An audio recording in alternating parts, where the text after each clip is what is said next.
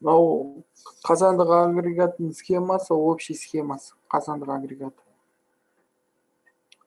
Любой ТЭЦ-да бірінші основной жұмыс қазандық агрегатында басталады, бастапқы жұмыс.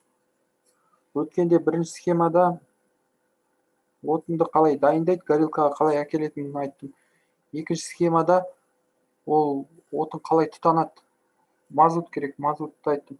Енді үшінші схемада общий қазандық агрегаты тұрады. Бүгін біздікі айтатын, естіліп тұр ғой, иә? Иә. Естілмесе айтыңдар. Бүгінгі айтатын схема сол біз жалғастырамыз горелкадан неге дейін, турбинаға дейін кетуді. Мынау бірінші бункерден жаңағы сендер айтқандай түсет, ұнтақталған көмір. Ол мына жерде мельничный вентилятор дейді, мельница дейді. Негізі өткен схемада, кейбір схемаларда дробилкадан кейін мельницада тұрады. Кейбір схемаларда құр дробилкадан жіберіледі. Кейбіреуінде мельница болады. Сол жаңағы мельницадан ұнтақталған көмір, мельницадан вентилятормен горелкаға үрленеді төртінші.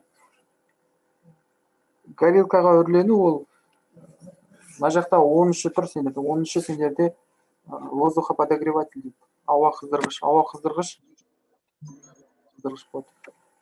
Ауа қыздырғыш 1, ауа қыздырғыш 2 дейді. Ауа қыздырғыш бірінші жаңағы сендердің именно ұнтақталған көмірді горелкаға жібереді, ауа қыздырғыш 1-мен. Ауа қыздырғыш 2 горелканың жан-жағынан береді. Горелканың жан-жағында тесіктер болады. Содан ауаны береді. Ауа қыздырғыш, жалпы ауа қыздырғыш воздухоподогреватель. Ауаны дутевой вентилятордан алады. 13-ші тұрған. Дутевой вентилятор деген ол мынау шығып бара жатқан газдарды дымососқа қарай үрлеп жібереді. Соны. Ауа қыздырғыштың қызметі осы, горелкаға ауаны береді. И одан кейін горелкаға отын келді, астыңғы жағынан мазутты беріп тұтандырамыз айналып жатқан ауамен жаңағы отынды, ұнтақталған отын. Ол тез тұтану үшін осындай ұнтақталған отын едеді. И және де жану жылулығын ұстап тұрады ұнтақталған отын. Сондықтан ұнтақтап береді. Сосын горелкадан мына жерде топка деген болады. Топкада ол негізгі жану процесі болады. Топка. Жалын көрініп тұр ғой, жанып жатыр. И топканың ішінде экранный трубалар дейді. Экранный топки. Жан-жағында кішкентай нелерден трубкалар болады. Ол трубкалардың ішінде су толтырылады. Ол прямоточный котел деген болады, барабанный котел болады. Барабанный котел, мына жердегі барабанный котел.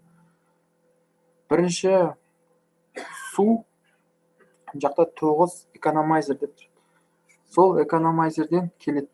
Ал экономайзерға су ол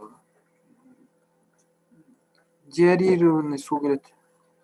Ол сендердің анау турбинадан шыққан конденсатордан кейінгі конденсат су, сосын ПВД, ПНД-нің конденсаттары, деаэратордың өзінің конденсаты. Соның барлығы бір конденсат линия дейді. Соған түседі барлығы конденсат линиямен. Мынау экономайзерға береді, водяной экономайзер. Водяной экономайзерде су мына жақтан кетіп бара жатқан газбен жылынады. Трубалар сол газбен жылынады су. Газбен жылынады да ол неге беріледі. Прямоточный болса сразу котелға түседі, трубкаларға, экран. Барабанный болса ол неге келеді. Барабанға келеді. Барабанда сосын линиялар арқылы бұлай түседі. Каждый нелерге, по трубкаларға түсіп отырады. Мына жақтан горелкадан қыздырылады.